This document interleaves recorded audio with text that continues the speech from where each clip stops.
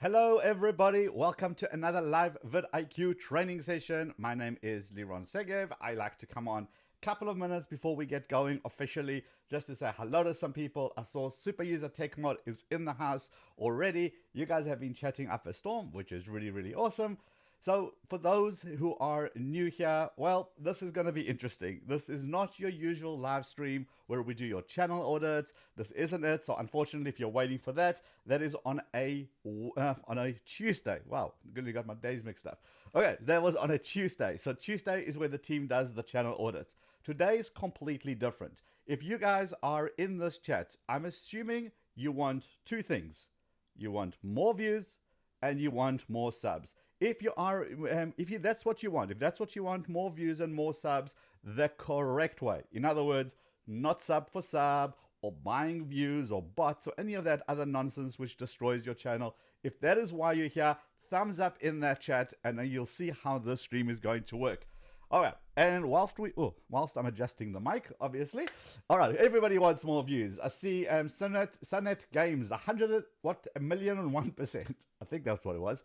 All right, Rotzi Azul says, and more subs. Yeah, absolutely. Okay, so a couple of things on this particular stream. This is why it's like awkward and weird. What happens on the stream? By the way, if you're new on that stream, just drop a hashtag new just so I get an idea of how many people have been here before and how many people are new. What always impresses me is that how people come to the stream again and again and again, making those baby steps, making those little changes, and by next time they're on, they've got to win. Next time they're on, they said, hey, I did this, and look what happened. That is why I love doing these streams. Okay, check out all these new people coming on as... All right, I love it. Very old. Caffeine freak, very old. All right, I'm with you. Hey, who's from South Africa? And Kulu, what? Oh, hold on. You went down so quickly. Hey, how's it? Hello. Okay, nice to have South Africans in the house here. Woohoo! Okay, so here is how this stream is going to work because I can see a lot of people are new here. The way that it works is that this stream is actually divided into two sections, okay? So the first section is pre-recorded, right? Why do I pre-record the first session? Because guys, when you want to get your channel to grow, when you want to get those views, when you want to get those subscribers, there are very specific steps you've got to take. And the reason I pre-record that is because when you're in learning mode, you don't want to be interrupted by me saying, hey, hello, SWLC27 from Northern Ireland. It throws you off your game. You were just focused on how to go viral and all of a sudden I'm shouting somebody out in the chat. That is why I pre-record that first session so that you can always go through it. And the cool thing is I will leave this on live on our channel. So in case you miss something, come back and watch it. And we know that people come back again and again and again and really focus on specific sections. That's why that first part is pre-recorded. Second part, I come back on and then we do a live Q&A. You guys must have tons of questions. Great. I will stay as long as I've got coffee and a decent internet connection. I'm happy to talk to you. So you come back on and then we basically I come back on. You haven't left. I come back on. You guys ask me a whole bunch of questions. We go back and forth. It's going to be fun. Most of the times questions apply to everybody. Like, tell me about tags. Do they matter? Tell me about this thing called watch time and retention. How important is that? How long should my videos be? All of those questions are, it's just going to get everybody. So let me talk to this lovely person called Lemon in C or something. Hope he doesn't only talk, better start showing practical. But yeah, man, you sound like amazing human. Thank you very much for being here. By the way, you don't have to be here if you don't want to. Nobody's forcing you. You're more than welcome to go and do something else. It is going to be super practical, if that's what I was saying when you were busy ticking away at your keyboard. I was saying how this is the A to Z guide of everything you need to do, which is why I don't do that part live. That's why that bit is pre-recorded.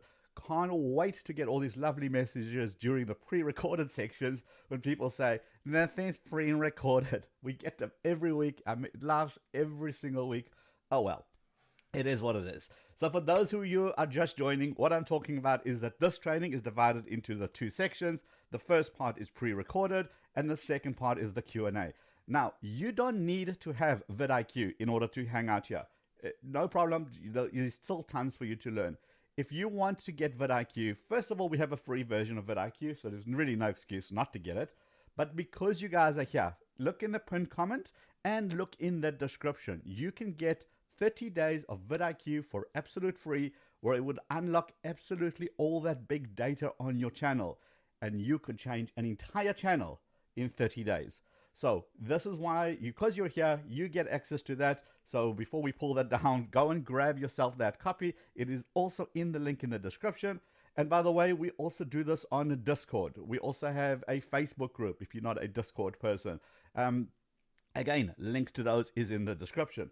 Then finally, Tube Talk. That is the podcast that I run. We have so much information. We dive into so many tips and tricks and algorithms. That happens every Thursday. So if you got to find vidiq.com/tubetalk or find Tube Talk in your favorite podcast applications.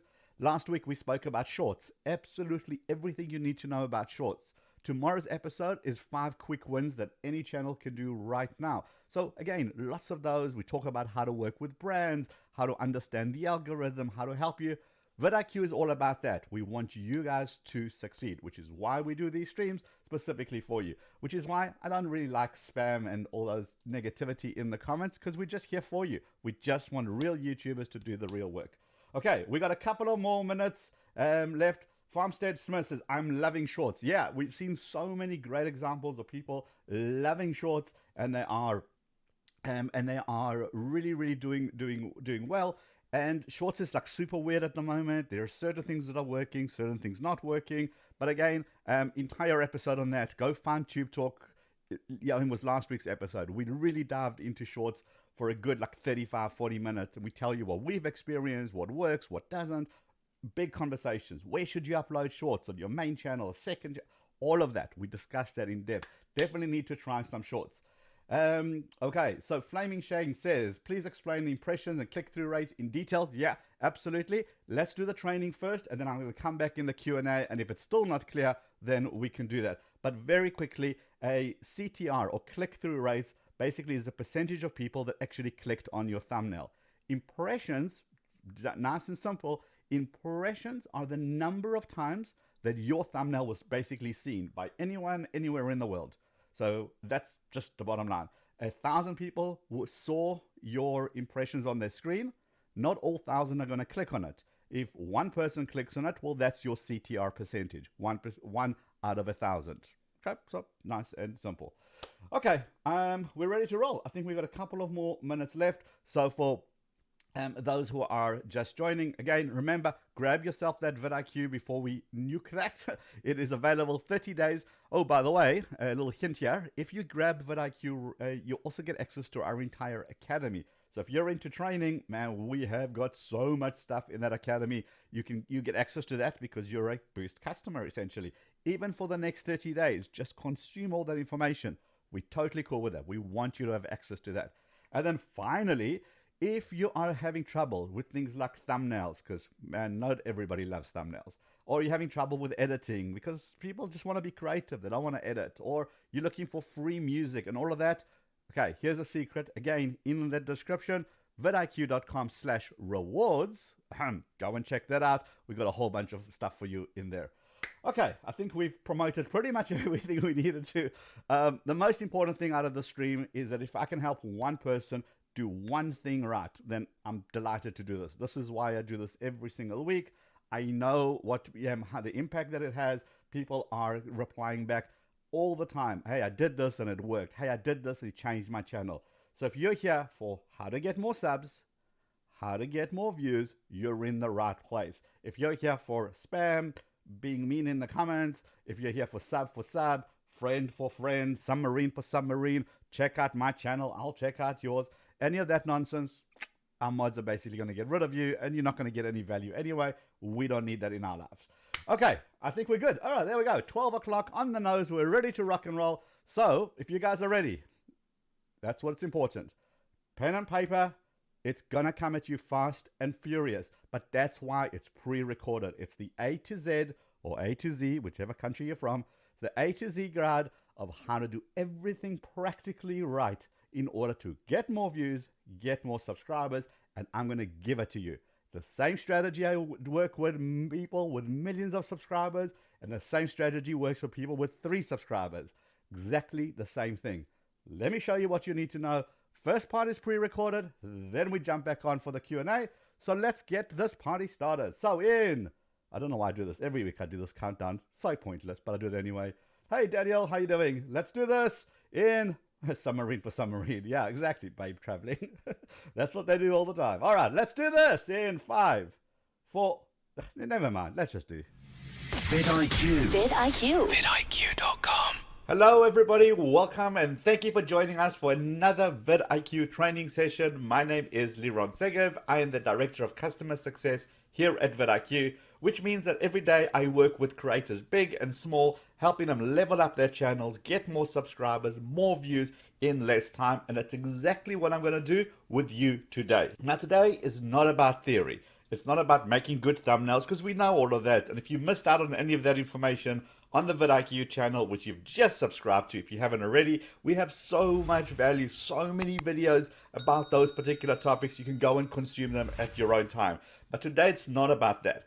Today it's about the practical steps. You know, the thing at vidIQ is a lot of us have our own channels. We're all creators, and therefore we understand the frustrations that you go through as a creator. We've all been there. We all know the frustration of filming a video, spending time editing it, uploading it, and then nothing happens, or a handful of views. Ridiculously frustrating and almost like demoralizing. Do I really want to do this YouTube thing?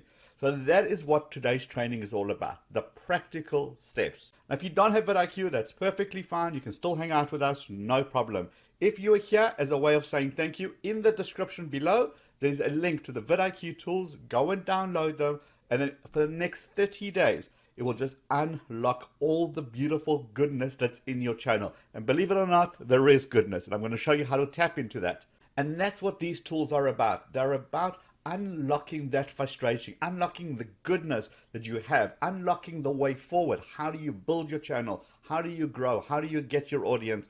And this is what I'm going to show you today. So YouTube is made up of 3 Ds, and when you can unlock all 3 of those, that is when magic happens. That is when your channel really blows up. It happened to me. I can tell you from first-hand experience on my channel. So this is critical stuff, and that's why I want to share this with you. Very excited to do this.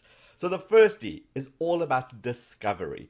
If YouTube doesn't know about your latest creation, it could be absolutely mind-blowingly amazing. Well, it's not going to discover it. And therefore, people are not going to know about it. Therefore, people are not going to find it. And therefore, it's going to remain with very, very little views. And again, we're going to go deep into all of this. So the first D is about discovery. The second D is about delivery. Are you as a content creator delivering value to your audience? YouTube looks at that. So what I mean by that is, are you using clickbait to get people just to click and then they don't like it and they leave? Are people loving your content so they're watching so much more of us and they're commenting and giving you those thumbs up? That's important. And that's the second D. It's about delivering. And then finally, the third D is about distribution. When you get those first 2 right, YouTube looks at those signals and says, okay, got a video here. It's being loved by its own audience. Let me go and distribute this to a bigger audience. Let me go find a new audience for this video. Oh, and when that happens, that is when you get those fresh new eyes on those videos, and that is when your subscribers grow, and that is when your views grow. Okay, so where do all good YouTube videos begin? They begin in the kitchen. Of course, that's where all good YouTube videos begin, right? If I tell you right now, stop what you're doing, go to your kitchen, go to open up some random cupboards, take up some random ingredients, mix them all together, and then stick it in your oven, what are the odds that a beautiful pizza is going to come out of that? Probably not much, right? But if I tell you, hold on, don't grab random ingredients, I need you to grab the following. There's some tomato sauce, there is some flour, there is some eggs, there is cheese, there is olives, there is whatever.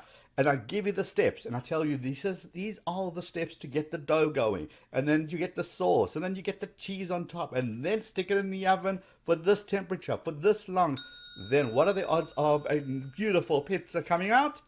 Beautiful and amazing. The way we all approach our videos is the first bit. We take our camera, we run out, we shoot hours and hours of video, we come home, we we drop it onto our computers, we edit it, we copy and move scenes around, we add B-roll, it looks amazing, we slap a title, slap a thumbnail, upload it, and then hope that something comes out of that, hope that a beautiful pizza comes out of that and people love it. That's not going to work, is it? But that's why I want to focus today on the exact steps that you need to take to follow the recipe, follow the YouTube recipe. Like we did with our pizza, I want to give you the exact those steps that you need to do for your next video. Okay, so it's going to get good. There's lots of information. It's going to come at you fast and furious. Again, if you don't have vidIQ, it's in the description below. Grab it before we get going. This will be available on the replay. So in case you missed anything, or I speak too fast, or you need more information, no problem. Don't worry, after the session is done, you can come back to this. Okay, so now that we have pizza in mind, and a lot of us are going to get hungry round about now, well, that's good motivation to go through this training with me. So you ready for this? Let's start off with making a video pizza. We're going to make a video about pizza. So the first thing I'm going to do is I'm going to go to my search bar. This is where I start. I start by putting in my word or my phrase, and the first thing I want to understand is the landscape. Now remember, we're using pizza here. Of course, this will work for absolutely anything else. I just want to show you an example we all understand because, well, you get this basically around the world.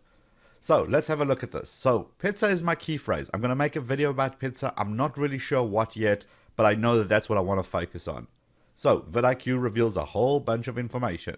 Highest view video, 28 million. Okay, that looks good. Top creator is a channel called Tasty. Okay, interesting. But look at this, volume. The volume here is 82. It's in the green. What does that mean? It means there's lots of people who are actually searching for our particular key phrase, our pizza key phrase.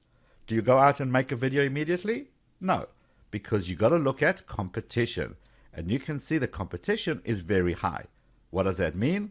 Lots of people are searching for pizza related content, but there's also lots of channels, lots of videos delivering. So therefore, it's going to be very, very difficult to make a video just about pizza. So do we just give up? No. Here is where this tip comes into play. Now, this is important. This actually will change your research. We're going to do this. We're going to go out here to our search bar, and what we're going to do is the alphabet walkthrough. So pizza space A, B, C, D. What is it showing you? It's showing me autocomplete. In other words, so many people have searched for the word pizza and dough recipe that YouTube makes it a little bit easier for the next person to start typing pizza space D. We assume they're going to go for this dough recipe. Oh, look, there it is. Dough without yeast. Pizza dough recipe without yeast. How does this help us? How does this help us as content creators? Well, this is a good indication of what people are searching for. If people are searching for pizza dough recipe without yeast, that gives us a beautiful direction for our video. We're going to make a video about pizza dough, and we're going to use the word dough, recipe, and yeast, because those seem to be the popular words. And remember, we're only on the D. E, F, G. Look how many titles come up here that you can actually use for your video. This is where you start really understanding YouTube search. So remember, YouTube is a search engine. What do you do in search engines? You ask questions. So don't forget, don't just do the A, B, C, D walkthrough. Go to the beginning of the phrase and then type in the what. What pizza looks like around the world? What's pizza to your body? What pizza is the best? What? Where? When? Why? How? Okay. And all of a sudden, look at this. How Pizza Hut makes pizza. How pizza rolls are made. How pizza is made in Domino's. What does it show you? It's telling you what people are currently searching for. Go and make your videos based on these. That's how you get those initial eyeballs, those initial reactions, because you're answering somebody's question. Autocomplete is a beautiful way to understand the YouTube algorithm and what people are currently searching for. If you can marry up a video title to a query, that is where you win. Remember, we're still in research mode, okay? So let's have a look at this video. This video, it says, the best homemade pizza you'll ever eat. Views, 19 million views on this. So by most indication, 19 million views is a good views for your video. I mean, we all would love 19 million views on our videos. But does that mean that this channel is winning? In other words, is this a good video for this channel? Because remember, this channel has got 18 million subscribers. So is 19 million views like a regular video for them? Or is it a real video for them? Well, let's find out. So 19 million views, here is what the problem with views is. Views doesn't take time into account. In other words, this video was launched in 2018. Did it get all of its views right at the beginning, or did it take years to get to these numbers? Did it take a day, a month, a week, a year, 3 years? How many years did it take to get to this 19 million? Why is that important? Because it tells me about relevancy. Is this video relevant today? So, for example, the iPhone 1 or the Samsung Note 1 phone that came out. Now, I'm a tech geek, so I'm going to use technology examples. But let's just say that video came out of the iPhone 1. When it came out, millions of views on those videos. But is it still relevant today? That's the question. How many people are still searching today? If all you saw was that this video has got 19 million views and you went ahead and made a video all around this topic, well, you're going to be missing the boat here because this might not be relevant today. So what do? We'll show you something called VPH, views per hour. And essentially what views per hour is, it's telling me right now how many people are watching this video. So as you can clearly see, there is still lots and lots and lots of interest in this particular video, in this particular title. And in fact, if you look at historical trends, you can see it was doing okay, and all of a sudden, boom, a big surge. It's obviously the times that we're in, people are interested in making homemade pizza, and therefore this video is getting all that beautiful momentum. So remember, evergreen content. This is another example of something that was live in 2018.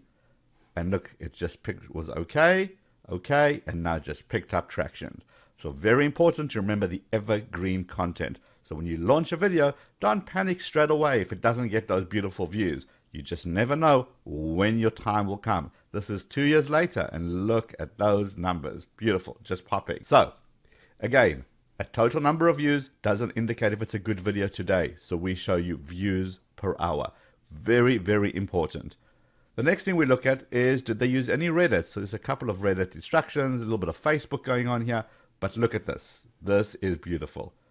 This tells me that, remember I asked you earlier, 19 million views on a channel with 18 million subscribers. Is this okay or not? Is this a great video, a bad video? Well, we'll tell you that. The compare views in the first 28 days tools is exactly the tool that you need. Because if you have a look at this, you say, this video, I want to compare it to this channel's average. This channel's average is a little pink at the bottom. This video is the one in blue. After 1 day, 2 days, 3 days, 7 days, so now we can see. After 7 days, this channel typically gets 122,000 to 194,000 views on a video. But this video got a 2.6 million views in the first 7 days. What does this tell me? It's telling me this is an outlier video. This is an exceptional video. And therefore, I am absolutely going to research this video, the title, the thumbnail, the description, the tags that they used, look what it's ranking for. I want to understand all of this so that I can make my video as close to this as possible. If YouTube is currently suggesting this video and it's an outlier video for this channel, well, I want to be able to get in on that. Now, this video tells you more. This tool tells you more. Not just this channel's average. You can actually look at your channel's average. So this video compared to your own channel's average. This video compared to the last video you watched. Any video, any playlist, any channel, and then the competitor's average. And I'll show you that shortly as well. So very, very, very, very powerful tool. It tells you exactly what you need to know. This is a good video. Lots of views per hour. Trending topic. Still relevant today. I am absolutely going to investigate this if I was making a pizza video. Remember, we're still in research mode. We're still in the first D, that first D of being discovered. So we may have some title ideas. What about thumbnails? What should we be going after? Well, in research mode, we still want to be discovered. we go to the vidIQ tools on the left-hand side, and there's something called competitors. Click on that, and this essentially loads up all the people who are doing similar stuff to you in your industry. This, for us, this is the people that we work with, people that we attend events with, other YouTube teachers here, and we want to understand what's going on. Now, why is it important? Because YouTube knows that we don't watch one video about one item and then go make a buying decision. We watch multiple videos about the same item. Therefore, what we want to understand is what's going on in the industry. What are our competitors doing? Remember, this is sorted by views per hour. So I can see which topic is getting more attention. I want to see what their thumbnails are like. Are they still good, lots of text, still faces? What's their titles? Are they long titles? Are they short titles? All this gives me good indication. Am I still on the right track? Now remember, in your industry, it's going to be different people. You have to load up yourselves, the people that you look up to, people you want to work with. And when you see it, you start getting a good picture and a good idea. Now I'll tell you what else it does. YouTube is all about trends. YouTube knows that when a trend comes out, it becomes a hot topic, people are talking about it, people are researching it, and therefore it's going to serve more and more content. So imagine in this industry, if we saw that everybody's talking about a specific topic, a specific YouTube tool, maybe something new has come out, and our competitors have started talking about that, well, of course, we're going to understand that, and we want to get in on that action as well. In your industry, it's going to be exactly the same. Maybe everybody is starting to talk about the upcoming big vacation or the upcoming big holiday in your country. Maybe it's Mother's Day, whatever it may be. If people are starting to talk about it, it means the industry is starting to talk about that particular holiday. In other words, search results are coming in. In other words, you can start jumping on this. So it's a good way to keep an eye on your competitors, keep an eye on what they're doing, what are they saying, what do they look like, and is there anything that you need to change? Don't go and copy them, because obviously that's not a good strategy, but go and understand what's going on. Know your competitive landscape. Very, very important. So that is competitors. Go and load up a whole bunch, and the value here is insane, especially when it comes to trend. Because trend is where it's at, the next tool I'm going to show you is called the trend alerts. Now, trend alerts, this is very important. Trend alerts changes your channel. Here is why. You give it an alert name, and then you say, here's my keyword. So basically what I'm saying to vidIQ is anytime somebody makes a video with this keyword in from any of these competitors or from the whole of YouTube, when that video gets more than, let's just say, 1,000 views per hour, remember, per hour, not in total. When that video gets more than 1,000 views per hour, each week, send me a report that looks like this. Now, why is this important and how does this change channels? Well, what will end up happening is you'll see that a certain style of video has gone from 1,000 views per hour to 5,000 views per hour to 10,000 views per hour. Okay, something is happening. Something's happening over there. I need to understand that because it's going to be your keyword. So it's going to be related to your industry. You know what those big keywords are. And as soon as you see them, you know that you want to jump in on that action and get in on the trend really, really, really early on. So many channels have changed completely because they realized that a certain keyword has become hot, is just starting to roll. They've seen channels go from 500 views per hour on a video to 1,000 views per hour on a video to 5,000 views per hour on a video. Well, it means there's a big hunger for that keyword. Could I make a video with that keyword? Could I make on that topic? And if you can jump in on those trends really, really, really early on. Remember, we're still in the D for discovery. We've done our research. We've done the what, where, when, how. We've done the alphabet walkthrough with our keywords. We have seen which are cool videos. We've marked them so we know to go back to them and research them. We've seen what our competitors are doing. Our trend alert sets. The next thing is most viewed. And essentially what most viewed is everything that's going on that's happening on YouTube right now. Now, before you tell me, yes, there is the trending page, very well aware of it, but this is different. Do you know why? Because this sorts out the hot videos on YouTube sorted by views per hour. This video is getting 300,000 views per hour. This video is 146,000 views per hour. So why is this important? Well, First of all, you're in the YouTube game. You need to know what's working on YouTube as a whole, even when it's out of your niche. And here you can see that certain topics are working really, really well. What's the thumbnail like? How clean is it? How much text is there? What is their titles? Is it long? Is it short? All these questions you need to be asking all the time so you can understand how clean these are. Look at this, just something I can pick up immediately. There's no text. Look at that, very little text, if any. Big bright colors, and these are kids content, and they're still doing well on YouTube. Again, even this, Chadwell Clay, great channel, no text. Marquez Brownlee to do with technology. The only text here is the $3.99 the price. You're learning all the time from what's going on.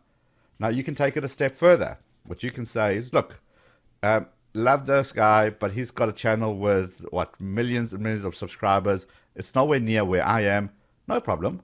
You go down here to channel subs and you can change it. You can say, show me only channels that are in the bronze, 10 to 100,000 subs, or 100,000 to 1,000,000 subs, something closer to your world, so that you can learn what's working in that industry, in that subscriber range, and make videos accordingly. You can also do research here with search terms, the various categories, the various countries, and all of this helps you with being discovered. And that's the most important thing, doing that research before you touch that camera, before you rush out and spend hours of your life making a video that is not going to get those views. Spend the time rather doing this here. Okay, so we've seen the videos. We've looked at our competitors. We have done our research. We've looked at what's trending. We've looked at what's working on the whole of YouTube. We looked at it in our research mode. We're now armed. We go and create our video. Okay, now that we've got our video, what do we do next? Okay, so you've done your video, you've uploaded it, and now it's time to feed it all that beautiful, juicy information in your titles, your descriptions, your tags, and your thumbnail. So let's look at these tools. The most important thing for me when it comes to YouTube is the thumbnail and the title in combination. Not in isolation, but together. Why? Well, here's what happens. When somebody's doing a search on YouTube, they perhaps will scroll down and your thumbnail has one mission: to get them to stop and go, oh, what's that? And then they glance over and they look at your title. And together, they're either going to decide to click or not to click. A great thumbnail with a rubbish title is not enticing enough, and vice versa. An amazing title, but with a thumbnail that doesn't get somebody's attention, also not good enough. They're not going to stop and click, but it's got to work together. So this is one of the greatest tools. I love this completely. It's called Preview in Search Results. This is brand new, and this will be a game changer as well. So what do? We want to understand how will my video look like when other people are doing a search. So let's just say the question is how to get 1,000 subscribers. So let's write that in. How to get 1,000 subscribers. And I'm going to say preview and search. Now look what's going to happen. We're going to come up here. This is the video. And this shows me the videos, other videos in this industry. Now we're very lucky because our next video is actually a vidIQ video. So I am asking myself the question, will this thumbnail get people to stop and click compared to the other videos around it? That is beautiful. Also, I get to see everybody else's titles. I can make changes right here. And not only can I make changes to the title, I can click on preview changes, and it would actually change it right here as well. So now I can constantly am optimizing my video to be discovered.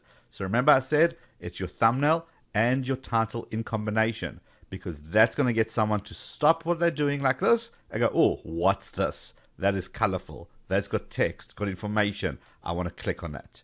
Now remember, it shows it to me on the search screen, but we all know that home screen is pretty big on YouTube too. That's where a lot of people are finding their information. So now it shows me, look what my icon looks like, my graphics look like on the home screen. Look how it just stands out.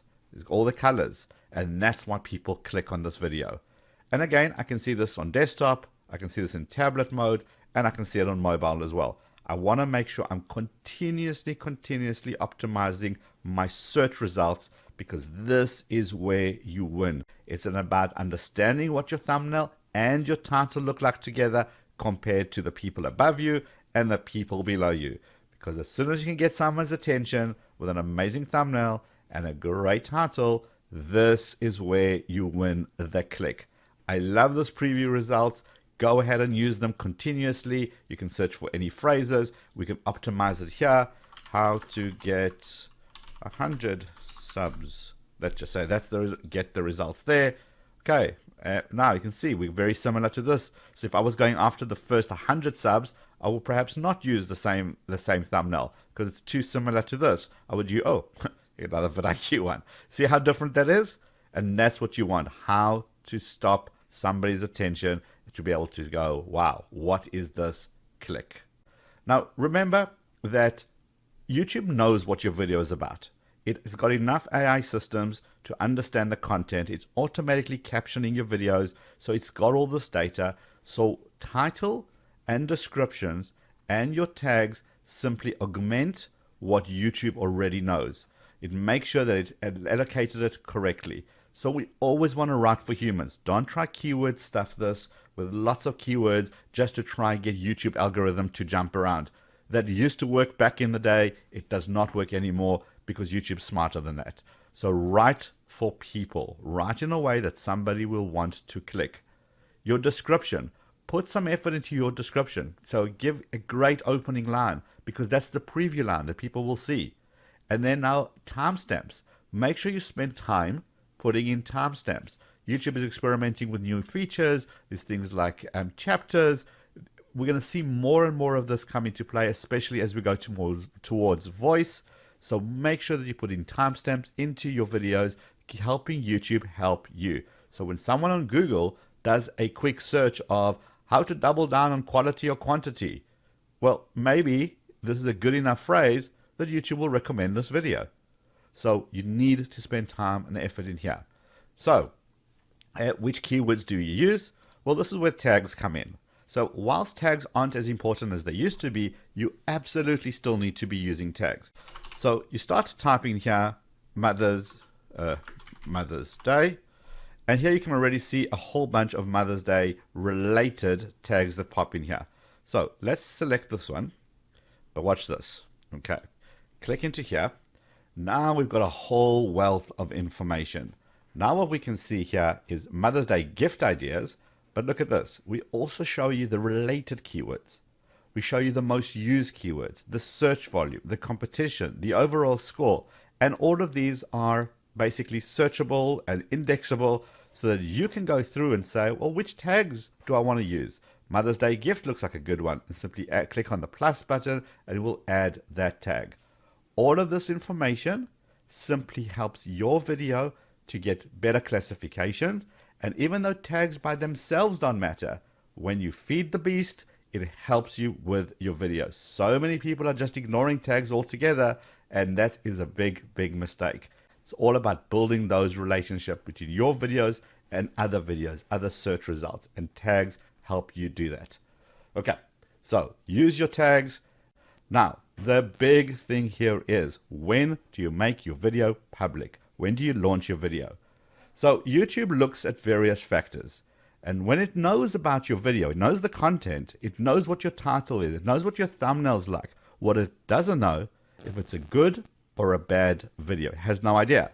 So it looks for signals. And one of those signals is, do people watch when you make it public? So the best way to do that is to launch your video during a time where people are actually online. So this tool tells you that. Best time to publish, broken down by day. And it knows that if I'm going to launch a video on a Wednesday, my audience happens to be online between these times. So I should probably launch my video just before that so to get all that upwards traffic as people are joining. This is an important signal. If you make your video available and people are watching it instantly, YouTube says, oh, there must be value here because people are watching and they're watching for more than 50%. So I want to be able to translate that into maybe trying with another audience. And that's where distribution starts to happen, because YouTube is getting all these glorious signals to say that this is a good quality video. And that is how you unlock distribution. So launch your video when your public is online. And a good ninja tip here is try not to launch whenever you can schedule a video. What I mean by that is you can schedule a video to launch on the hour or every half an hour or even every 15 minutes. Or so 9, 9:15, 9:30, for example. But if you launch your video at 9:48, it's such a weird time that no other companies schedule their videos to launch at that because you can't. So now you have an opportunity to stand out amongst those notifications. Less notifications, more odds, the odds are much better that your subscriber actually gets the notifications. So just a little bonus tip there. As we scroll further down, a lot of vidIQ SEO scores that are right here. We've even got the checklist.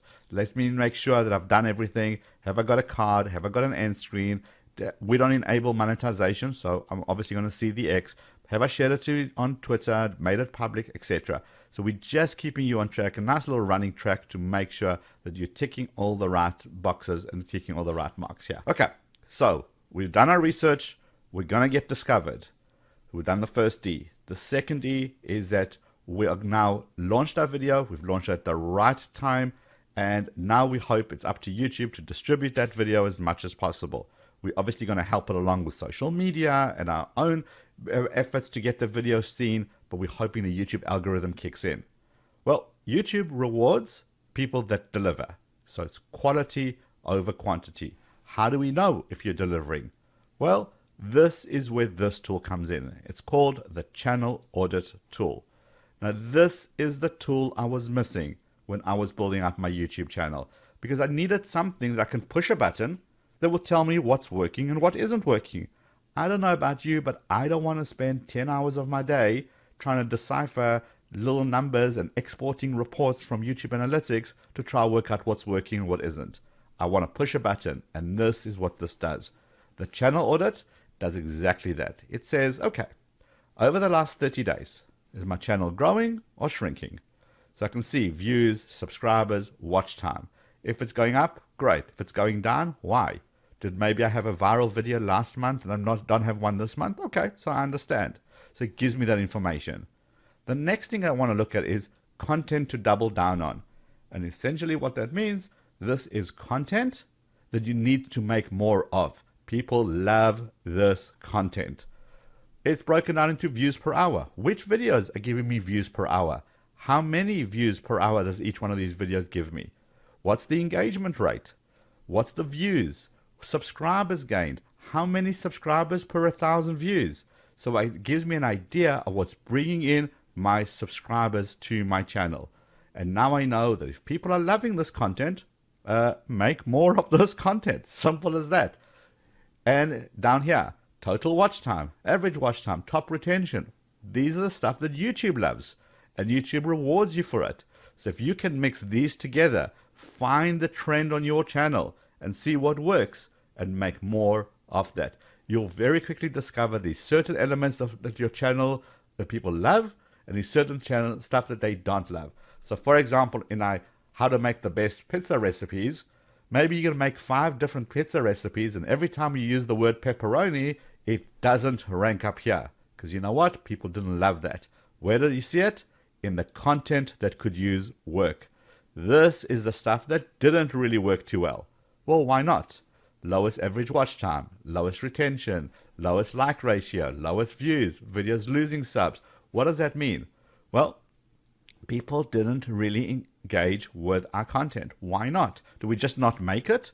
No, we go and we understand why that these things not work. What's going on here? Could we do something better to improve it? So things are always going to be up here. So pepperoni lands up down here. Don't make pepperoni recipes. Only make the stuff that works up here. Now another section in the middle is called the top search terms.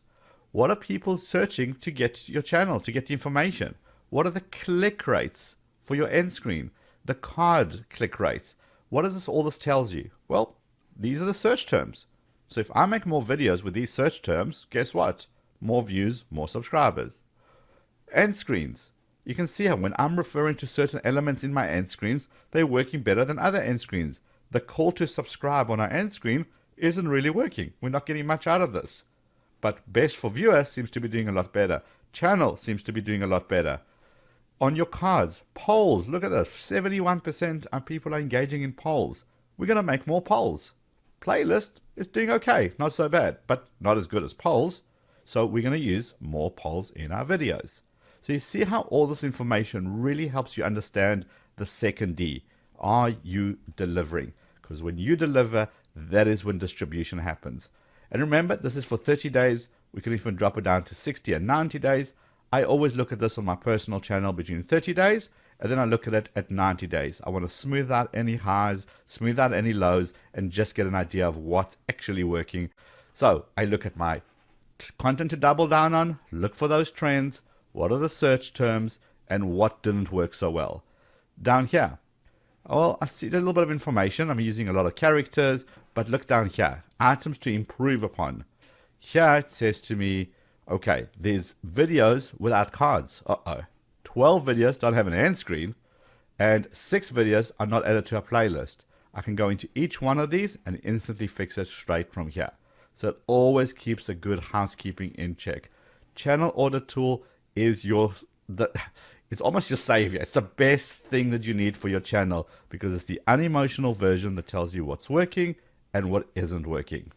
So now we have done the first D. We have been discovered. We have done the second D. We are delivering. We're spending lots and lots of time in our channel audit tool to understand what's working and what isn't working. And we're constantly giving our audience the stuff that's working. They're loving it. They're giving us subscribers and they're giving us views. That is what it's all about. And when you do that well enough, once you spend a lot of time doing this, you're going to go into your achievements and you're going to start unlocking achievements. We've unlocked the 500,000 subscriber achievement. And don't worry, this is customized for your channel. So if you haven't hit a certain achievement, don't think you have to wait till 500,000. But now, why this is important? Because when you unlock an achievement, it generates a certificate. And this certificate is a great way to help build your audience. Here is why. When you have an achievement and you share it on Facebook, on Instagram, on Twitter, on LinkedIn, wherever you share it, people are going to say, wow, I'm part of this journey. Your audience is part of that journey. They love being part of people's journeys. They retweet, they like, they give you a shout out for being successful. Well done. And that grows your community because other people see this and go, oh, I didn't know about this vidIQ channel. Let me go check it out. There must be lots of value. This is social proof that everything works and has come together beautifully for you. So spend some time in your achievement. Understand what you're breaking into. Share those certificates. Be excited about it. And then look at your top performing months. What are your targets? Use that as a bit of a motivational thing. Can I reach my goals? How many more days am I away from reaching my next milestones? We take care of all that for you so that you are proud to share your successes. And when you do, make sure you tag vidIQ on your social media, so we're happy to retweet, we're happy to celebrate in your success and your milestones.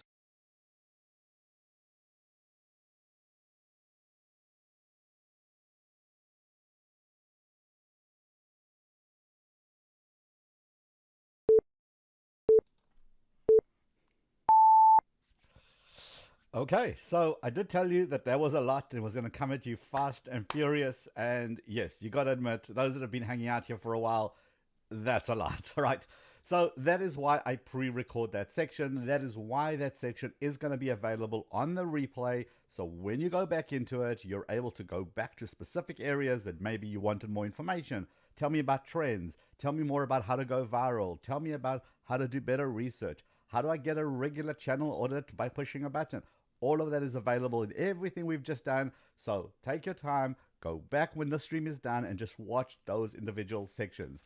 So I see we have more people that joined us. I just see Leela. Oh, hashtag fast and furious. Hey Leela, nice to you to hang out here. Lily Kravnuk, hello, how are you doing? I did see some people asking about channel audits. Yes, that is done on a Tuesday. Basically, it's scheduled on a Monday. There's a form in the description. You hit on that, and then basically you put in your channel. Hopefully you get selected. It is randomly generated. We do get lots of entries for those. So sometimes it works and sometimes it doesn't. But remember, a lot of the information does actually apply to everyone. Like channel banner, like your thumbnails, like your titles. Those kind of things are very much common denominator. Okay, so we're going to get into the Q&A section now. The way that Q&A works is as long as I've got internet and caffeine in here, I'm happy to carry on chatting. What you do is you go at vidIQ, and then you drop a question. I'll then try read it, see, refresh, and then basically answer the question. You get how this goes. So let's go. Let's get some questions going. So at vidIQ to get some of those questions going. I'm going to refresh my little screen here and hopefully be able to answer something. Okay. All right. Fitness, Basado, and okay. You. I did understand the part about the thumbnails and the title together. Okay. This is critical. This is how it works. A thumbnail only has one mission. Do you know what that one mission is? To get someone to stop the scroll. So somebody's on their phones and they go scroll, scroll, scroll, scroll, scroll, and something needs to catch their attention on your thumbnail. What is that thumbnail? And then they look over at your title, and your title is the deciding factor whether they're going to click or not. So that's why they've got to work together. What a lot of people do is have an amazing title that's got nothing to do with their thumbnail, or an amazing thumbnail, but then they let themselves down on the title. So then people stop the scroll. The title isn't catching their attention, so they move on to the next one. So that's why we say it's got to work together. Okay. Let's get some questions. All right, Scott Anderson, what is the best URL shortener to use when sending traffic off YouTube? Doesn't matter. Not Scott, it doesn't really matter what's the best URL shortener, as long as there's a reason to send people off YouTube. So YouTube doesn't obviously like it when you're ending a session. In other words, somebody's watching your videos and then the next action that they take is leave YouTube. So then YouTube kind of doesn't like that for obvious reasons. It can't sell that person more ads, and therefore it's not making any money. So if you're going to send someone to your website, your blog, you're going to send them to your merch store, your course, whatever it may be, that's perfectly fine because that's your model. You're not relying on YouTube ad revenue. So I like to make sure that if I'm sending people away, it's got to have a reason. If I want to have a lot of people have their social media feeds, in other social media handles in their description, I like to put mine like really, really further down, so it's not the first thing people see, and then they click on it and they leave YouTube, and then it's going to hurt me. So just some little tips here. As far as which URL shortener, I don't think YouTube really cares at this stage, or I haven't seen anything that says that YouTube cares at this stage. Okay, more Eloise. I'm going to butcher everybody's name. I'm just letting you know. Tips on finding your niche. What gets you excited? What can you talk about for hours and hours and hours, and you're just an expert at it without even doing any research? You can immediately write down 10 titles today about your next 10 videos. That's how you find your niche. You've got to be super passionate and super focused. Something that's going to get you excited every single day to make videos. Because guess what? Those videos need to come week after week after week after week. So a lot of people burn out because they're going after trends. They're going after slime and then fidget spinners and then Rubik's Cube or whatever was trending at that time, but they're not really excited about that. So what happens? Well, you lose steam, you lose momentum. But if you talk about a topic that you absolutely love and you can talk about it all day, every day, well, it's a lot easier to make your videos, right? Okay, good question. Right, Anson Lamb says, "How do I get monetized quicker? Is the only way to send feedback?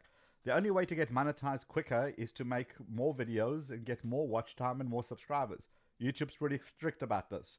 1,000 subscribers, 4,000 hours of watch time in a 12-month period. That's it. How do you get there quicker? Make content people want to watch, and therefore you get more subscribers, and therefore you get more watch time. There isn't any shortcut or hack to get this done any quicker. By the way, of course, this is YouTube monetization. Could you do brand deals before you reach those milestones? Yeah, absolutely. Okay. Coffee with Pips. Okay. Oh, where'd you go? Oh, there you are. All right. What category should I choose for my food channel? I use people and blogs because I know food category. Is this the right one? It really doesn't make that much of a difference what you choose. It's more about the advertisers. So categories are, look at vidIQ. We're a technology company, but we're also a how-to company. So we put our videos in the how-to section. Now, doesn't make a difference. Not really. The categories are mainly used by companies looking to advertise where they want to advertise to science and technology people. So you probably chose the right one. Does it impact how many views you're going to get and how YouTube's going to treat your channel? Probably not. Okay. Let's do some more. Okay, I'm refreshing. So you see, so whilst I'm talking to you, more questions are coming in. So if I miss you, I apologize, but I'm going to try to get to everyone that I can. Logan Ayers says, should I monetize my links in my description, or do I have to meet YouTube requirement to monetize my links? You can monetize your links if you have an Amazon affiliate, as long as you're disclosing it correctly and you're following both YouTube and Amazon terms. No reason why you can't have affiliate links in your description. That's perfectly fine. Okay, Bird Alu says, how do some channels get from 1,000 to 100,000 subscribers in less than a month? Viral videos, big hits. Look at a channel called Dad How Do I. They had a great story, and all of a sudden that channel blew up to millions of subscribers. It doesn't necessarily have to be in a month. It could happen in a week. It could happen in a day. It's all about, if you're going to hit a viral video or hit a viral trend, or you got some breaking news, you're first on a topic that people are highly searching for, something that's really, really trending, and you got some inside information. All of those are going to help get you those views. Remember, YouTube wants channels to succeed. This applies to everybody. YouTube doesn't hate small creators. I don't know where that came from. I really wish it would disappear. YouTube just wants to give a good viewing experience to the viewer. So here's what I mean. When you launch a video, YouTube knows the title, you've told it. YouTube knows the description, you've told it. YouTube has tags, you've told it. YouTube has the thumbnail data, because YouTube can actually read your thumbnails. Now it has a lot of information. You know what it doesn't have? It doesn't have the ability to know if it's a good or a bad video. Now, how does it know that? Well, it looks, when you go live, it looks at your retention and your watch time. Are people watching your video to 50% or more? If the answer is yes, that tells YouTube, hey, quality content over here. People aren't just leaving immediately. They're watching this video. Therefore, what does YouTube do? It tries that video with more audience, with a bigger audience. And if they are also watching to 50% and more, it tries with an even bigger audience, and then a bigger audience, and a bigger audience. As long as YouTube is getting those signals that this is a good video, YouTube's going to keep promoting it. It doesn't care about how many subscribers you have on your channel. It just cares about this individual video. So how do people get from 1,000 to 100,000? Make an amazing video. Lots of people watch it. Lots of people love it. They're watching to 80, 90% of that video. YouTube is going to start spreading that around much quicker. Those people also love it. More subscribers. That's it. It's not a hack. It's not a trick. Just good quality content that people want to watch. Most of YouTube actually boils down to it. Telling a good story that people actually want to watch. Okay, let me refresh and get some more questions. Right, Brain Freeze. Cool name. I'm very passionate about Minecraft, but no one likes my videos. Why? Okay, so firstly, Minecraft is what, 10 years old now? We've seen a bazillion Minecraft channels. So the question is, you could be passionate about it, but what's not connecting with your audience? How are you different? How are you different to the hundreds and thousands of other Minecraft channels? What makes your channel unique? What do you bring to the table that the others haven't already done? So Pokemon, we have A-Drive, Preston Clays. I mean, we've got all these great gamers and great celebrities that actually own that niche, and yet smaller creators are still able to make it because they bring something different. They bring themselves. So once you bring yourselves to the party, are you entertaining? Are you doing Let's Play and you got amazing funny commentary? Are you doing how-to tutorials? What is different about your Minecraft channel compared to the bazillion other Minecraft channels that are 10 years old? That is the most important question. Not just for Minecraft, but for absolutely every single channel. How are you different than the next person? Why would someone choose to watch you over somebody else? Okay, hold on. I need to drink a sip of this coffee because my voice is going to go. A good time to hit the thumbs up button just in case you like the stream. I don't know. I'm going to stare at you awkwardly as you do that. Don't you love those silent moments? Okay. Let's go. All right. Box Vandy says, I can't get into the server. Oh, the Discord server. There's a link in the description. If you can't get in there, I don't know. Maybe try support@vidIQ.com. Maybe they'll be able to help you. But we have lots of traffic there, so it seems to be working. Okay. Let's refresh. Logan Ayers says, you have to be an Amazon affiliate. I thought you could just use link shortener and monetize. There are some services that actually provide that, a link shortener and they are the affiliates to Best Buys and Walmart and all of those brands, and then you can just jump on that. That's also fun. You can, whichever way you want to do it, either way, any of those that help you make money is perfectly fine as long as it's legal, obviously. Okay, I am refreshing. Darren, hey Darren, how you doing? General's info. How is Discord my top external source in YouTube Studio, even though I don't use Discord? Basically, somebody must have liked your videos and shared them in their Discord server, so that's how. Not doesn't necessarily have to come from a property that you own. I have lots of links coming externally from websites that I've never even heard of, but obviously somebody liked my video enough to share it on that site, and that's sending me traffic. That's a good thing. That was very uncomfortable. What was uncomfortable, Leela? I have to scroll up. Okay, I'll do that just now. All right, music therapy. Do you recommend targeting niche keywords with the lowest competition or highest search? Do you recommend targeting keywords with the lowest competition? Or, oh, okay. So should you go for the lowest competition or should you go for the highest search volume? It really depends on, I suppose it depends. And I hate those answers, but it really does. So if you've got something that's highly searched, it basically means that a lot of people are looking for that information. If they're looking for that information and the competition is low, great, jump in on that immediately. If you're looking for something that's highly searched, odds are pretty good that the competition is going to be pretty high. So how are you going to stand out from that competition? Something that's got very low competition and low search means nobody cares about this topic, nobody's searching for it. Then do you really want to go after that niche? On the other hand, I've seen lots of people who go after things which are not highly searched because they want to dominate that particular keyword, and they're playing the long game. Let me dominate every single keyword on this low search term, and over time, I'm going to be the authority on this keyword. And then when it starts getting more and more search traffic, I'm going to be the number one. So again, lots of strategies depending on what you're choosing to go for. There isn't one is right and one is absolutely wrong. You just got to find the one that works for your channel. All things fab. What is the best editing software you'd recommend? It depends. Some people like Premiere. Some people have Camtasia, Filmora. I use a software called Power Director from Cyberlink. It just whatever you're most comfortable. There's DaVinci Resolve as well. There's a whole host of them. My recommendation is that if you're just starting out, you don't want something that's so overly the top complicated that's going to prevent you from making videos. Here's what I mean.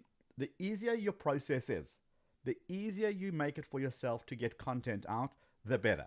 So if you can have your camera already set up, your lights already set up, your mic already set up, if you have your script written and it's on your big screen and you can read it, and all that it needs to do is you standing and pressing record, great, less barriers. If you're going to then edit and then you're going to struggle with how to do simple cuts and then crossfades, and you're going to really struggle and you're going to spend the next kind of months and months trying to learn how to do this, then you're preventing yourself from putting content out there. I would rather you use a simpler program, get content out there, and then the more you do, then you'll realize, hold on, I would really love to make this better, then start learning it, as opposed to getting the most complicated piece of software that can do absolutely everything, but it's so over the top, you're actually not producing content. So it really depends on your technical skills, what you know now, and how you want to improve. But the less barriers, always the better. Okay. And by the way, I've seen people do amazing stuff with iMovie, and people doing amazing stuff editing on their phones with very simple editing.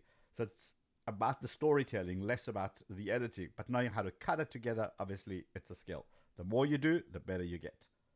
Okay. Right. Rotiazul. I'm going to butcher everybody's name, so sorry. What do you do when you are losing subs and you're not gaining any subs anymore? Why? Why is that happening? Go look at your analytics. The answers are in there. Why are you losing subs? Are you now talking about a topic that you weren't talking about before? What are your videos that are getting you subs? Go back to your history. Go look at your videos. If you've got vidIQ, which you do because it's up here in the chat, it's down there in the comments. Go and look at the channel audit tool. Which videos are getting you subs? What are those topics that people are loving about your channel? Go and make more about those. If you're started with one direction and you did one video type of video, now you're doing something else completely, It's natural for you to lose subs because people who came for that topic are no longer interested. Go and analyze your information. YouTube isn't pulling away subs on purpose. It just, the only thing that YouTube does is that they cleans up bots and spam accounts, and it does that quite regularly. So when you lose subs because of that, they weren't subs in the first place. They were sub for sub kind of nonsense, or they were bots kind of nonsense. You know, they were just skewing your analytics. Rather have less subs and more in better data, so you can make better data-driven decisions. Go look at your analytics. The answers are all in there. Okay. Right. Coffee with Pips says, is there a group that YouTubers can interact with each other? Yes, absolutely. I mean, we have a whole Discord server, which is in the description, and we have a Facebook group, which we do exactly that. So come and join us. All right. Lila says, highly recommended getting vidIQ. Ah, okay. Thanks, Lila. All right. Let's do some more questions. Dan, oh, okay. Super user tech mod, how you doing? What are you doing? What are you up to? What? Dan won't let me. Oh, okay. All right. You and Dan having a conversation. I'm staying well out of that. All right. Any other questions? Or are we going to end early today? What's going on? Today's an easy day. Okay. I'll take that. Beard Bedalu. And again, I apologize for the name, or for me butchering your, you know what I mean. Okay. What kind of videos can help you get more subscribers? Are viral videos better, or would evergreen content help you get more subs in the long term? Awesome question. Okay. If you, there are two types of contents on YouTube. There are the ones that are hot trending topics and that people are going after. What you do when you launch those kind of videos, you'll see high increase in views, maybe high increase in subscribers, but very quickly those views die because that topic is no longer trending. People have moved on to the next thing. Evergreen content, on the other hand, starts off very vanilla, very low. A couple of views, a couple of subs, but it's got years and years of longevity. Personally, I like evergreen content. I've got videos on my channel from the last, I don't know, 4 years that are still bringing in subscribers, still bringing in views, and still bringing in revenue. So I personally prefer evergreen. I'm in it for the long term. I'm not in it to try get 100,000 subscribers in the, in some record time. And that's why the channel grows consistently, because those are still producing results. So I like the evergreen approach. Some people are able to jump on trending topics instantly and make 20 videos on that topic. If you've got that kind of power, go for it. I certainly don't, so I didn't. Okay. Any other question? All right, let me... Right. Oh, okay. So, More Eloise says, should you reply to YouTube comments as the creator? Yeah, we mean on your own videos? Absolutely, not even a question. If somebody leaving a comment, go and reply. And don't just reply, thanks for watching. Reply with something like, hey, thanks for hanging out here. What was your favorite part? Or which tip did you enjoy the most? Or what's your favorite cheesecake? I don't know, whatever you happen to be speaking about. Engage with your community. It is your community that you're building, because those people that you have engagement with will tend to come back again and again and again. Now, you could reply to other people's comments on other people's channels, but as long as you're adding value, don't just reply to other people in hoping that somebody would click your name, and certainly do not drop links to your videos or other people's videos. They'll most probably either already block links, or they'll just suspend you or hide you from their channel anyway. So if you can add to conversations on other people's absolutely do that. So people will then see, who is this person that's adding value? Click on your name and they'll come to your channel. So yeah, two great strategies to use. Right, Hyper Killer says, what music do you recommend to put in my video? I don't know what your videos are like, but what music should help. Music should set the mood. Music should set the tempo. Music should set the scene. Don't have music for the sake of having music. If you have music because it's suspenseful, because something big's about to happen, great. Music, add your music. But if your video is all about certain things and you just want background music, that's also fine. Obviously, royalty-free, not so you won't get any of the copyright strikes. There isn't a rule saying you will have tempo of X. It must be in this beat format. There is none of that. It's just depending on your scene. Each creator, each video is different. Okay. Okay. So life. What? Life 4D. Life 4D. Oh, never mind. Why are most viral videos short if watch time is so important? So it's not just the watch time that's important, it's the percentage completed. So when people are watching 90% of that video, and usually short means 4 minutes, 5 minutes, that's not a short video, that's a regular size video. Look at David Dobrik's channel. Every single video is 4 minutes and 20 seconds. And people are watching to 80, 90%. So therefore, it goes viral. People watch again and again and again and again. You don't have to make 20-minute videos and 18-minute videos and 12-minute videos. If your audience is only watching 1% of your video of a 20-minute video, well, then your audience doesn't like those content. I've tried it on my channel. I've done 4-minute videos. I get good retention, good watch time. I then do 8-minute videos. I get okay retention and okay watch time. 10, 12-minute videos, terrible retention, terrible watch time. I've gone back to 4 or 5 minutes of video. I've read the analytics. The data tells me what people are willing to what to do on my channel and what they're not. And therefore, I just use that information. Okay. Let's do some more. Okay, refreshing. Cornell Art says, how to improve viewer retention having a channel where you do drawing people just jump to the end of my video when they are time-lapse. Give them a hook. Give them something to look forward to. Give them, if you're just going to do, hey, let me show you how to do I'm doing time-lapse of this image, and you just do the time-lapse, then yes, people will start watching. They'll skip to the end to see the results. But what happens if you maybe break it up? Maybe you do the time-lapse where in halfway through you take a break. And then you say, hey, okay, I wanted to pause here because I wanted to show you the special technique that people are not using, and then teach that technique. They go, okay, let's go back to the drawing, and then go back to it. There are lots of ways to engage with an audience. You just got to remember, you're not talking to a camera. Think about this. You're talking to a person on the other side, and they want to see your time-lapse as you're drawing. Are they really going to hang around and watch the process? They might watch the beginning, then they'll go and then they'll get some coffee, and then they'll come back and watch the end. Okay, how do you keep them on your channel? How do you keep that person engaged? You talk to them. If I just basically just read the comments and didn't say anything to you, you go, well, this is boring, I'm out of here. But I'm talking to you. And when I'm talking to you, you go, okay, cool, maybe he's going to say this, maybe he's going to say that. And then we're engaging. And then we go to the next picture or next comment. You see, got pictures in my head, yeah. So that's how you do it. You got to understand that a person is watching. How do you keep a person from watching longer? What trips can you do?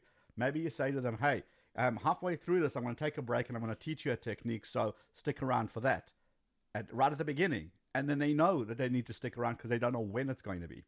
That kind of thing. Okay. Oh, okay. Hold on. We got Paul Peck Drywall Tube in the house. Okay. The respect has arrived. Hey, Paul. How you doing?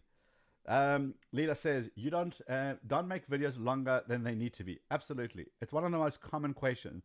How long should my podcast be? How long should my video be? Well, the answer is long enough.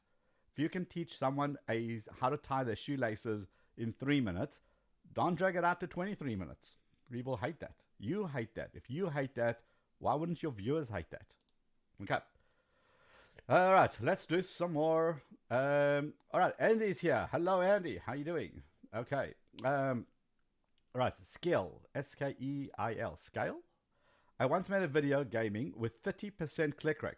Wow. And 2 minutes watch time from that, and 2 minute watch time from a 3-minute video. What does it take for a video to go viral? The video was well received by my community. It's up to YouTube. There aren't any boxes that you tick. If you tick all these boxes, if your SEO is good and your watch time is good and your retention is good and your thumbnails good, we don't know what those are, because if we did, all of us would be making videos to tick those boxes. YouTube decides what's viral. YouTube decides what's going to get you to watch. It's very frustrating because sometimes you do absolutely everything right and YouTube just doesn't pick it up. And it's insanely frustrating. Unfortunately, that's the magic of YouTube. It keeps all their AI secrets pretty secretive. And otherwise, all of us will be hacking those and just talking to the algorithm. So, yeah, I understand 2 minute watch time from a 3-minute video. I suspect the fact that it's only a 3-minute video, maybe it wasn't long enough to be considered as a longer quality video. Again, purely, I don't know what it is. This is just a summation.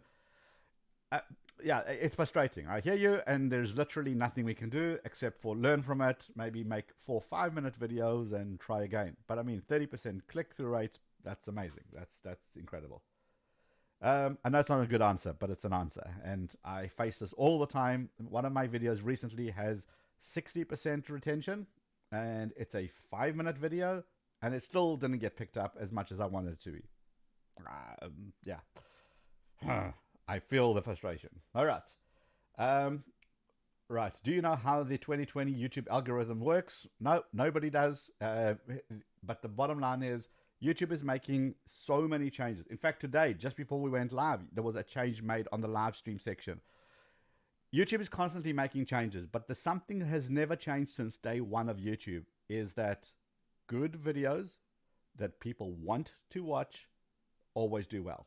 In other words, if you can tell a good story, we've been telling stories for centuries, for generations, and good stories get passed on. Bad stories, well, they just die along the way. Be a good storyteller. Tell your story well. Engage with your audience. Do the stuff that we tell you in this training so that you're giving YouTube as much information as you can. You're giving yourself the best opportunity so that YouTube system can take over and run with it. Where people are overthinking it is that once it's live, there's very little you can do besides changing thumbnails and changing titles. It's done. Now, learn from it. Go look at your analytics and see what you can improve for your next one. There isn't a white paper of exactly how YouTube algorithm works. And even the white papers that there are, I've got so much wiggle room that it would be virtually impossible for people to actually hack it. And remember that one more thing on this is that don't look at the big creators like a Casey Neistat, for example. And he can put out a video without a thumbnail with semicolon as his title and still get 1 million views. Don't look at that and say, oh, I can do exactly the same. Their rules do not apply to our rules. Depending on where you are in the ecosystem, how much data YouTube has on you, all of those things come into play, which is why I tell you right at the beginning of this training, if you're a small channel, go after search. If you're a much bigger channel and you already have an audience, then go for the browse as opposed to search. And these are two very, very different strategies. At the beginning, YouTube has no data on you. Give YouTube the data that it needs. Okay, that was a bit of a TED talk. All right, let's refresh. I apologize. Magdalena Helen is here too. Wow, okay, the dream team's here. Okay, all right. Mike Slyke says, how do you become a better storyteller? The magic question. Just do more of it. Get better at it. Take an acting class. There are online videos that you can watch. There are online classes and courses that you can actually take. There isn't a magic pill. It's more about the basics. It's understanding what they are and how to tell your story, but then how to apply that story to your niche. So if I was going to tell you a story about what happened, if I'm a vlogger and I want to tell you a story about what happened to me yesterday, it's a very different skill than if I'm a tech YouTuber and I want to tell you about the latest Google phone, for example. Okay, very different skills because one is easier. If you're a vlogger, say, hey, I woke up in the morning. This is what I did. You're never going to believe what happened to me today. You come with me as I take. Okay, it's a lot easier versus trying to do the exact same thing of, oh, you're never going to believe I got the Google Pixel. It just becomes different. So how to be a better storyteller? Besides practice, making more and more content and taking some classes and acting classes, pretty much it's a skill you just got to develop. And yeah, and we all wish we could be better storytellers. Let's put it that way. Okay. Let's do some more questions. Oh, I'm going to refresh. Who else? Any other questions? Paul Peck says, Liron Hot has got much information. Thanks, Paul. Appreciate you. All right, I'm going to refresh some more. Any other questions? Okay, dear Declan Fans 2020. I have a question. I'm a fan music channel for Declan and Heroes. Whoa, okay, don't go away. But I've noticed my channel does not come in as search results. My channel is tagged him. Okay, so without seeing your channel is pretty much impossible to answer that, but go after the basics. At the beginning of this video, at the beginning of this training, I went through how to get onto that search. I don't know if you were there for that. Go and check that out. And once you do the YouTube autocomplete walkthrough, use those as your titles to try get that attention. Just tagging somebody in, that doesn't really work. So if I tagged Casey in every one of my videos, well, people are going to come to my videos because they think Casey's in it, realize within the first couple of seconds he's not, and then leave. And what does that tell YouTube? Bad quality video. So go look. When we're done here, go rewind to the beginning, and then you'll see how to do the alphabet walkthrough. That will really, really help you. Okay. Ping Pong Masters says, what is the new live stream update YouTube introduced recently? Yeah, they've moved things in their analytics in the dashboards. In the studio, where it used to be that gear icon at the top where it had all your settings. Now that's been moved to the edit sections. Also, look where it's placed. Just a couple of little things like that. Studio is completely getting an updates all the time, and it's little things like that which, when they do, let's be honest, sometimes it doesn't go 100% well around the world. So you just got to look after that. You got to look out for that. Hey, Zanzarius, how you doing? Okay, let's refresh some more. Sunny Moon, is it a good idea to make longer videos or smaller videos? It's about your audience. If someone is willing to watch a 2-hour video on your channel, awesome. If you're going to get over 50% retention on a 2-hour video, make 2-hour videos. If you're going to get basically no views on the 2-hour videos, don't do that. So a lot of people do like a live stream of a let's play or gaming where they game for 2 hours and then they get 4 views and they go, well, YouTube's not promoting my video. Well, because if you look at your analytics, odds are pretty good that people didn't stick around for the full 4 hours. So I always like to do, the formula is simple for me. 4 5-minute video. Am I getting 50% retention? If the answer is no, make a 4-minute video. Am I getting 50% retention? No, great. Why not? Where are people dropping off? Maybe my hook's not strong enough. I got to focus on that. And then maybe the meat of my video is not good. I got to focus on that. Maybe the outro is not good. I got to focus on that. When I start working on that and getting to 50%, great. Then I make a 6-minute video. And are people still staying to 50%? Yes, great. 8-minute video. Are people still staying to 50%? No. Perfect. 6-minute videos is what my audience wants to see. So that's how you figure out for yourself. It's got to be different on everybody's channel. This notion of short attention span is nonsense. People will watch a 2-hour Shane Dawson documentary with no problem, right? People are going to watch a David Dobrik 4-minute 20 video with no problem. They just want the good quality content. If they like your content, well, they're going to watch more of that. All right, let's do some more questions, shall we? Eddie Styles, should I try be sensational in my approach with titles and thumbnails? Yeah, basically you're skirting on saying, should I clickbait? You want to write your titles for humans. In other words, and I use this example often. I'm going to use this phone. I don't know why. It's not sponsored or anything. Okay, so if I hold up the Google Pixel phone and I say, you must buy this phone. Okay, that's my title. And it's me holding up the phone and his big text on the screen saying, buy this phone. What's the reasons do you have to watch my video? None. Because I've just told you everything. I've told you what's going to happen. But however, if I get this phone, I'm going, not so sure about this phone. 5 reasons why.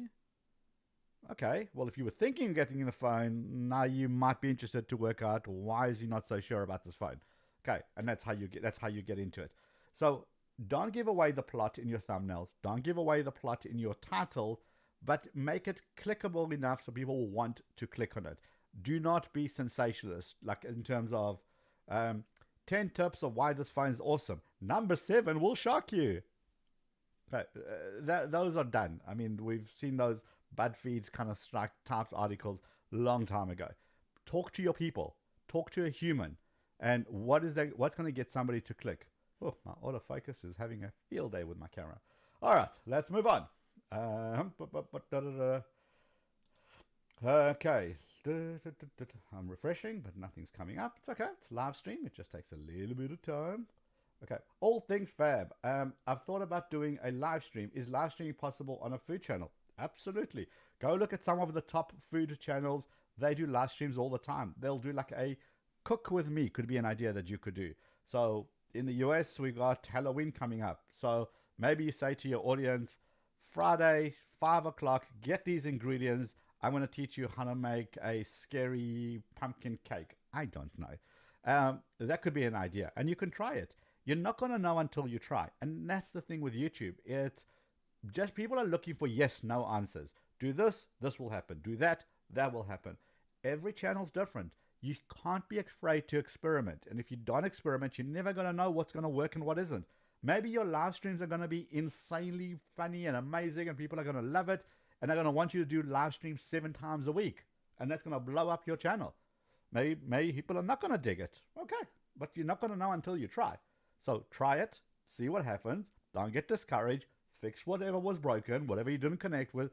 Do it 2 or 3 times, and then decide, you know what? Too much hard work for live streaming. I don't want to do it anymore. Or, this is amazing. It's so much fun. Let's do some more of it. Everyone should be experimenting. No question about that. Nothing but tech. Hello. How you doing? Thank you for catching one of the streams. Woo! Okay. All right. I'll calm down. Never mind. All right. Let's go. Who else have we got? Let's fire those questions. All right. Wildly cool. Does uploading schedule important even though you have filled the tags, titles, Upload video around 11 a.m. and I only get 1 view. Okay. So you're focusing on the wrong thing. Focus on your audience. When are your audience likely to see your video? Realistically, unless you're doing a series like a let's build a car together, part 1, part 2, part 3, part 4. Unless you're doing those kind of series, I don't think that uploading a video on a set time, because you said it's every Tuesday and now you're going to upload it and now people are going to watch much more, versus when people are going to just find your channel. I used to have something called Tech Tip Tuesday, and every week on a Tuesday, I used to upload another tech tip. The pressure to get something done by every Tuesday was just too much. And I stopped doing it. Did I see a difference in views? No, because people were looking for that content, whether it was on a Tuesday or a Wednesday, they really didn't care. So should you have, when they say be consistent, they mean don't upload 1 this week and nothing for the next 6 months, then upload 3 and then nothing again for a couple of weeks, because now your audience is not your audience. They're not going to connect with you. Upload once a week, and maybe it's on a Saturday and a Wednesday, and then maybe next week it's a Thursday. As long as your content keeps coming, people can engage with that. People start recognizing your avatar. People start recognizing your content. People see it in their search. People see it in their homepage. And now they start clicking on it more and more and more. Remember, just because you got good tags, good titles, and good thumbnails, it doesn't necessarily automatically tick boxes on YouTube's side, and YouTube says, oh, he's ticked all these boxes. I'm going to make this video go viral. It just doesn't work like that. The wildly cool, the most important thing to understand is your audience. Who is watching it? What's the avatar? The person watching your video, what are they expecting from you? Make a video for one person, for that person. That is how you succeed really, really well. Understanding that audience. This applies to absolutely everyone. I know my exact person who watches my channel. He's got a name. I know what he looks like. I know his age range. I know that he's married. I know he's got kids. I know he's got an income, but not super rich. They can buy every gadget. I know that.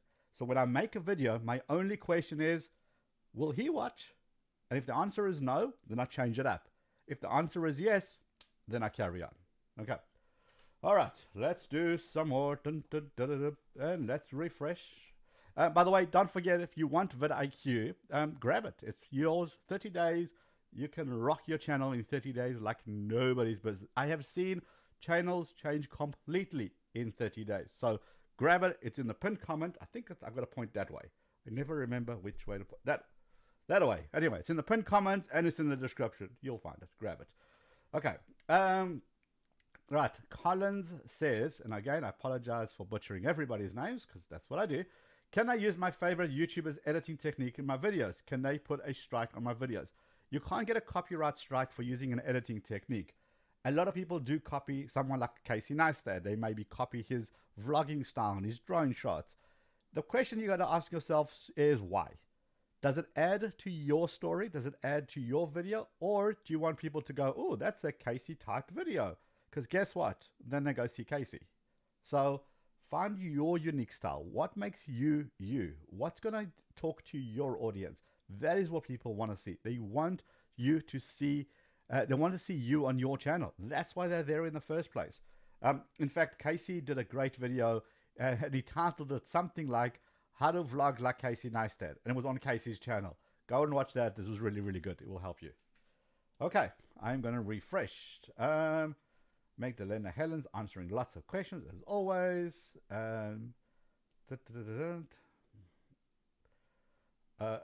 Zenzeris, you haven't reached Dan level of name butchering yet. The day is young, my friend. The day is young. Okay. Wildly Cool says, is it fine for a small channel that has 9 subs to take a break for around 1 to 3 weeks or a month? Why not? If you need that break because you need to regroup, you need to refocus, you need time for yourself, you have family stuff on the go, work stuff on the go, that always takes priority. Your channel, whether it's small or big, it is what it is. Life happens, and not everybody can be married to their cameras and sitting in front of their computers 24 hours a day. Take a break, come back, fire up, and then ready to go again. I absolutely 100% believe that you have to be in a good mental state to be able to make these. Otherwise, it just doesn't flow well, and it's too frustrating. Your audience feels it. So you have 9 subs, and maybe when you come back, you'll have 6. Okay, and life will go on as we know it. But then you're coming back fresh, you have a plan, you have refocused. I've taken so many channels where they were all over the place, and I told them to stop making videos until we have a focus. Once we had a focus, they wrote 10 titles. That's my homework for everybody. 10 titles. You need to be able to spew those 10 titles out. And when you do, you're ready.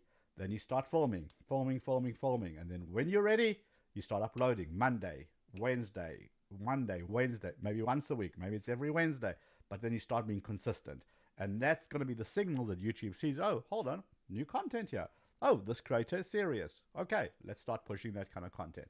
Absolutely take a break if you need it. Huge creators take breaks and their channels don't suffer. Small creators take breaks and their channels don't suffer. You got to be right first. And if you need to take a break, take that break. End of story. All right. Who else have we got going here? Right. We have Chances for Healthy Hair. Cool name. I noticed that some of the recommended tags aren't related to my channel. Should I use them anyway? No, don't use them. If they're not related to you, don't use it.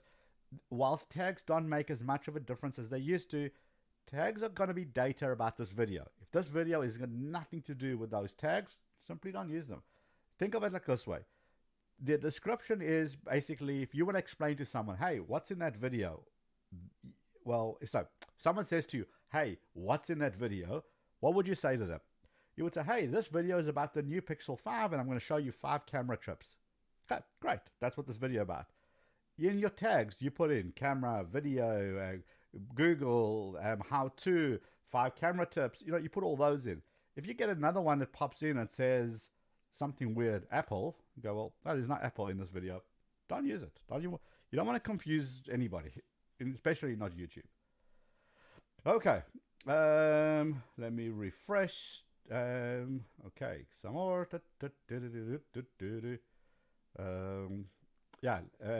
Listen to Magdalena Helen. Listen to Ahmad's. They are really good and they really know their stuff. All right, DCU Studios. Hello. All right, is monetizing a Minecraft map downloading something that might discourage my audience? I have no idea. Sorry. It's fine. Where's that question? Okay. So, sorry. I was trying to reread that question and it's gone now. So, you don't want to do anything that discourages your audience, obviously. And, if you have something of value and you want to give that to your audience or you want them to buy it from you, okay. If they like it, they'll buy it. As simple as that. Look at it for your own personal experience. If you're on somebody's channel and every 2 seconds they're saying to you, buy this product. Oh, buy this product. And then they talk about buy this product. You'll go, man, I'm out of here. This is too frustrating. However, if they're going to say, hey, I've just built this awesome Minecraft map and this is what it does. Let me show it to you. If you want it, there's a link in the description. What's wrong with that? Perfectly fine. Okay. Sleek Sneaks says, what programs do you use to make your thumbnails? We've got a whole bunch. Usually it's something like Photoshop. If you want to use an online version, there's something called Canva. Go check it out. And then a big secret here, or not so secret, look in the description. There's something called vidIQ.com/rewards.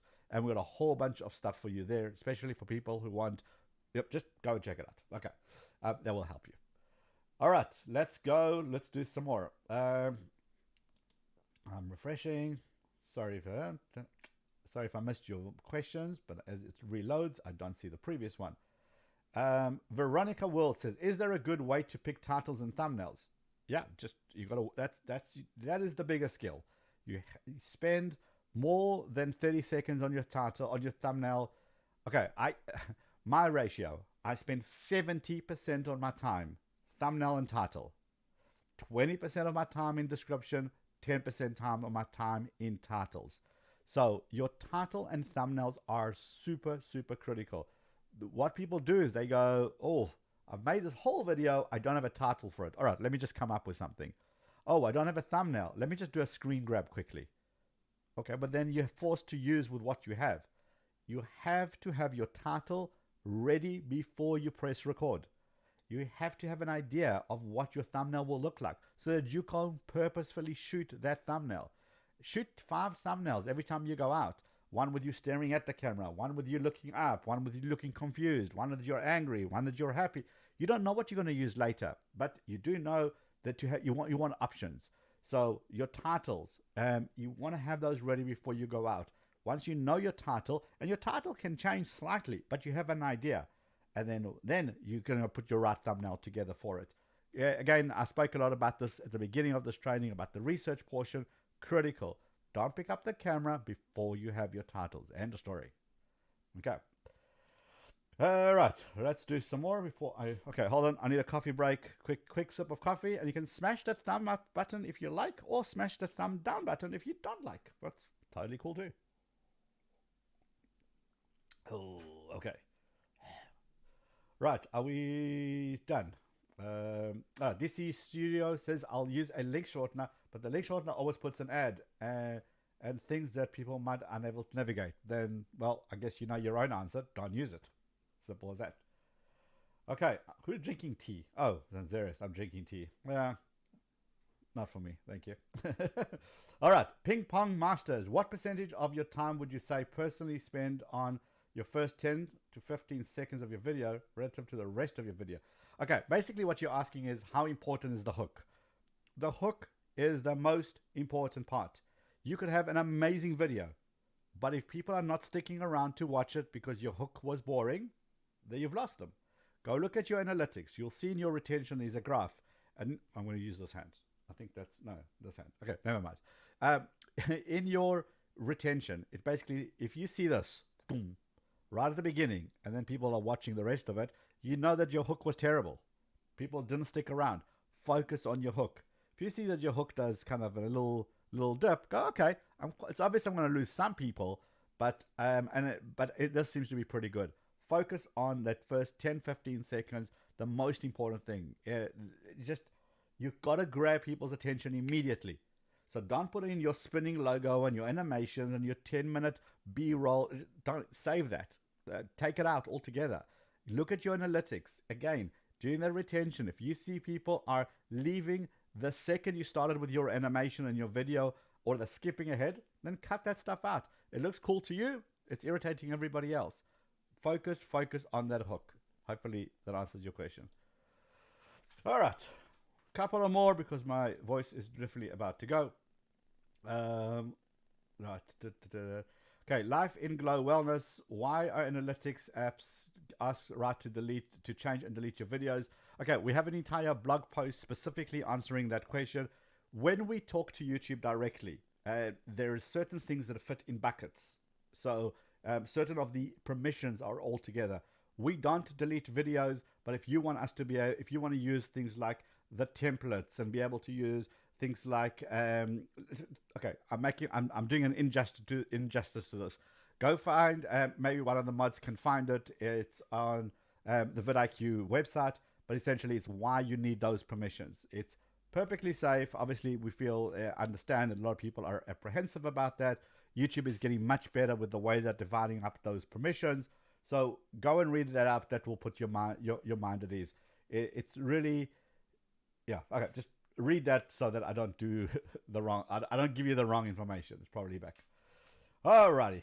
Who else have we got? Any more? Any more? It's coffee time. Yeah, you have no idea. All right.